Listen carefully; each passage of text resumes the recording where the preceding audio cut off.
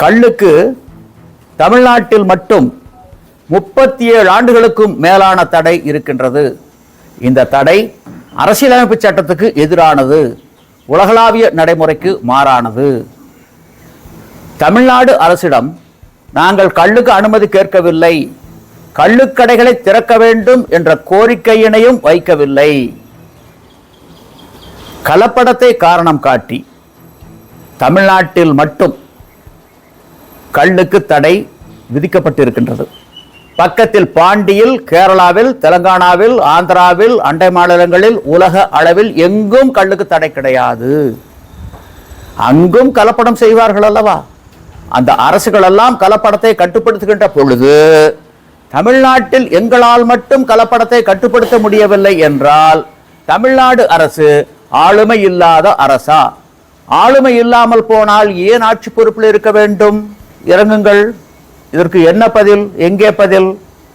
அடுத்த கேள்வி, எந்த அடிப்படையில் நீங்கள் தமிழ்நாட்டினுடைய முதலமைச்சராக அமர்ந்திருக்கின்றீர்கள்?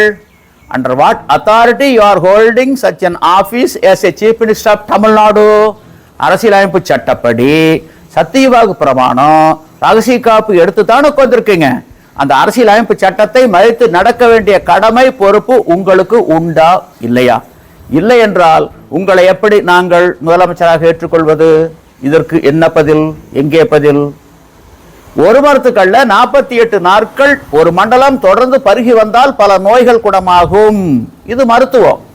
கள்ளுக்கு ஏலம் கடை என்று இருந்தால் ஒரு மரத்து கள்ளு கிடைக்குமா? வாய்ப்பே இல்லை. பல மரத்து கள்ளு தான் கிடைக்கும். அதுவும் அது கலப்பட கள்ளா தான் இருக்கும்.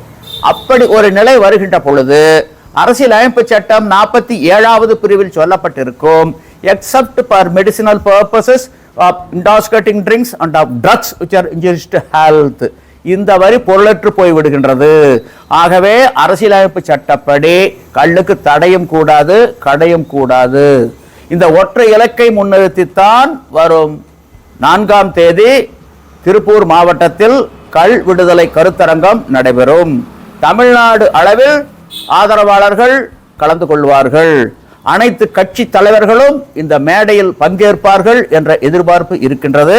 இது ஒரு தீர்வை பெற்றுத்தரும், ஒட்டுமொத்த தமிழ்நாட்டையே திரும்பி பார்க்க வைக்கும்.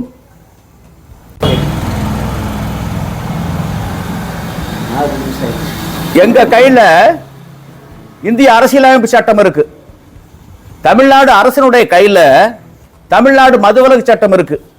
வெற்றி பெறுவது அரசியலமைப்பு சட்டமா, மதுவிலக்கு சட்டமா? It is purely question of law as to the interpretation of the Indian Constitution. இதற்கு இந்த கருத்தரங்கம் ஒரு முடிவு கட்டும்.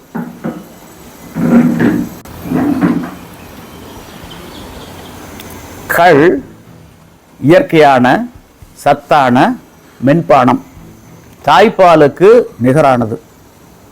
அதற்கு தடை விதிக்கப்பட்டிருக்கின்றது. அதே நேரத்தில் இந்திய தயாரிப்பு அயல்நாட்டு மதுக்களுக்கும் இறக்குமதி மதுக்களுக்கும் தமிழ்நாட்டில் அரசே முன்னின்று அந்த கடைகளை போட்டு நடத்தி கொண்டிருக்கின்றது. இவ்வாறான செயல் தமிழ் மண்ணுக்கு, மக்களுக்கு, நாட்டுக்கு அரசால் இழைக்கும் துரோகம் என்றுதான் நாங்கள் கருதுகின்றோம். சங்க காலத்தில் அரசர்களும் புலவர்களும் ஆண்களும் பெண்களும் ஆன்றோர்களும் சான்றோர்களும் உடன் அமர்ந்து உண்ட உணவின் ஒரு பகுதி கள். அதிகமான அவையாறு கள்ள குடிச்சிருக்காங்க. சிறியகள் பெரினே எமக்கிய மண்ணே, பெரியகள் பெரினே யாம்பாட தான் மகிழ்ந்து உண்ணு மண்ணே. அதிகமான இறந்துடுறாரு. நடுகல்லுக்கு கள்ள படையலா வச்சு அவை வழிபட்டு இருக்காங்க. நடுகல் பீலி சூட்டி நாரறி சிறுகலம் துய்ப்பவும் கொள்வன் கொள்ளோ. பரம்பு மலைக்கு அரசன் பாரி அந்த பரம்பு மலைக்கு வந்திருக்கக்கூடிய அந்த விருந்தினர்களுக்கு, புறவலர்களுக்கு, இரவலர்களுக்கு பாரி வள்ளல் கள்ள வாரி வாரி வாரி வாரி வாரி வாரி வழங்குவாராம். அப்படி வழங்குகின்ற பொழுது சிந்துகின்ற கள் அந்த பரம்பு மலையில் இருக்கக்கூடிய குன்றுகளை எல்லாம் ஒட்டிட்டு போகுமா, அந்த அளவுக்கு கள்ள கொடுப்பாரா. இவைகளெல்லாம் புறநானூற்று பதிவுகள். இதற்கு தமிழ்நாடு அரசு என்ன பதில் சொல்லுகின்றது? உலக அளவில் எங்கும் கள்ளுக்கு தடை கிடையாது. வள்ளுவர் கோட்டை கட்டி இருக்கிறோம், வள்ளுவருக்கு வானளாவி செலவு வச்சிருக்கிறோம், ஒவ்வொரு பேருந்துலையும் வள்ளுவருடைய படம், குறள் இருக்கு. வள்ளுவர் என்ன சொல்லியிருக்காரு? எவ்வது உறைவது உலகம், உலகத்தோடு அவ்வது உறைவது அறிவு. உலகத்தோடு ஒட்ட ஒழுகல் பலகற்றும் கல்லார் அறிவில்லாதார். உலகளாவிய நடைமுறைக்கு மாறாக ஒருவர் நடந்து கொண்டார், அறிவில்லாதவர். அடுத்து சொல்றாரு பாருங்க, உலகத்தார் உண்டென்பது இல்லென்பான் வையத்து அழகையா வைக்கப்படும். தமிழ்நாட்டிலேயே மட்டும் ஆட்சியாளர்களும் சில அரசியல் கட்சி தலைவர்களும் இது உணவல்ல, இது போதைப் பொருள், இது மது என குறுக்குசால் ஓட்டுகின்றார்கள். இப்படி குறுக்குசால் ஓட்டுவோனை உலக பேய்ப்பட்டியலில் வைக்கப்பட வேண்டும்ங்கிறார் வள்ளுவர். வள்ளுவர் கல்லுண்ணாமேன்னு சொன்னாரு, கொல்லாமேன்னு சொன்னாரு, புலால் உண்ணாமேன்னு சொன்னாரு. இவைகளெல்லாம் சட்டம் சார்ந்தவை அல்ல, ஒழுக்கம் சார்ந்தவை. சட்டம் சார்ந்த ஒன்றைத்தான் நடைமுறைப்படுத்த முடியும்.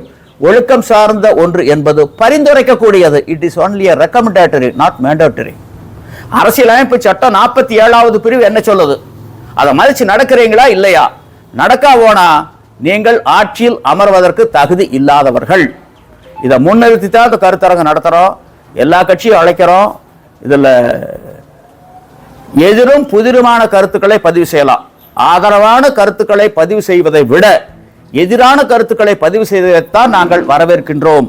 அப்படி கள்ளுக்கு எதிரான கருத்துக்களை பதிவு செய்து அந்த தரப்பு கள்ளும் ஒரு தடை செய்யப்பட வேண்டிய போதைப் பொருள் தான், கள்ளும் ஒரு மதுதான், இறக்குமதி மதுக்களும் இந்திய தயாரிப்பு அயல்நாட்டு மதுக்களும் கள்ளவிட நல்லவை, கள்ளியக்கம் கொண்டிருக்கக்கூடிய கோரிக்கைகளில் நியாயமே இல்லை என அந்த